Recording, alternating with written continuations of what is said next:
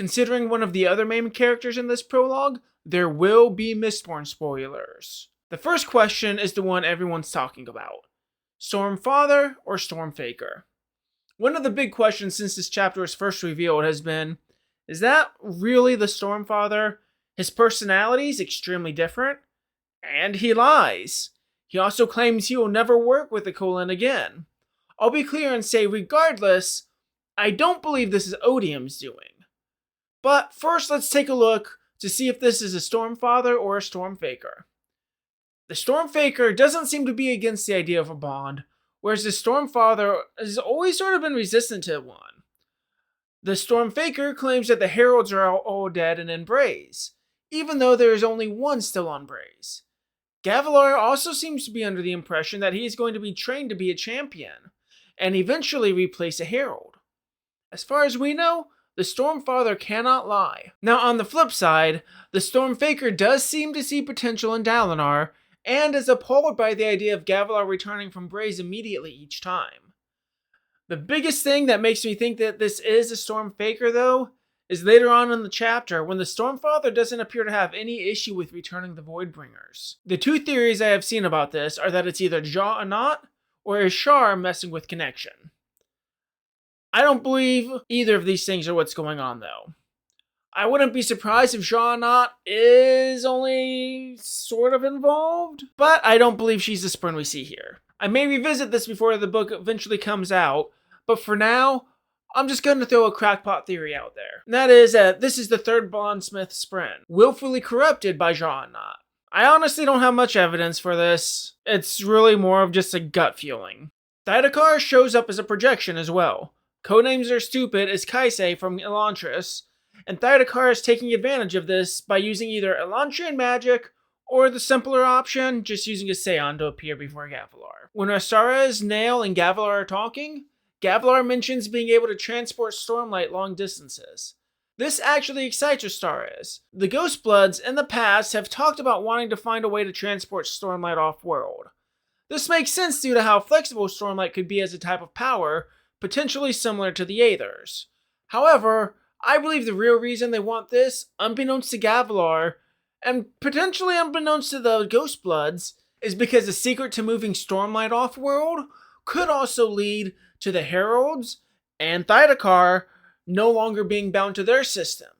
Remember, any highly invested being, which the Heralds and Kelsier are, could potentially be bound to their system. Figuring out Stormlight is just the first step to what they all desire.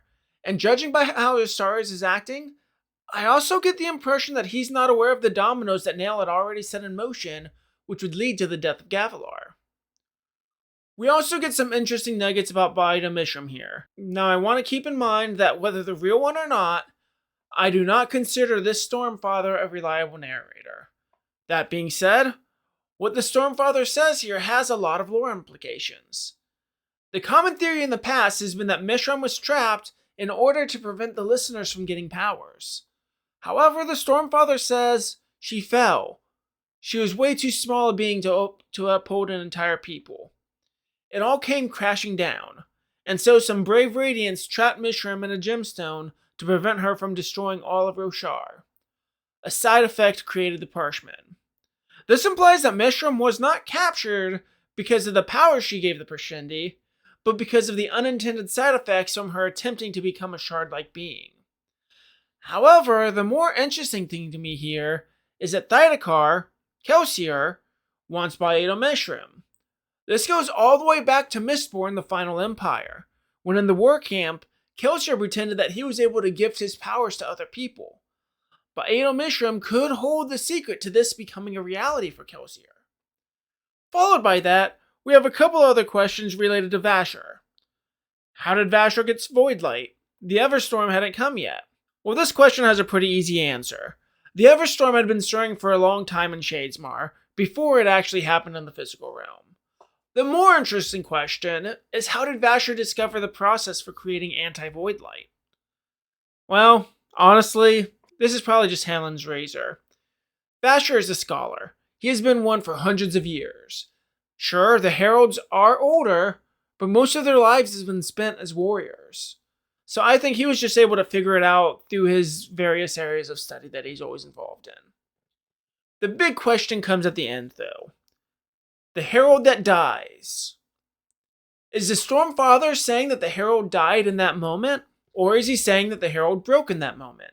You see, Gavilar is assassinated in 1167 on the 10th month. If you believe that this is the moment that the Herald died, and that all the information we have is correct, then the theory about Shallan's mother being a Herald could potentially be out the window.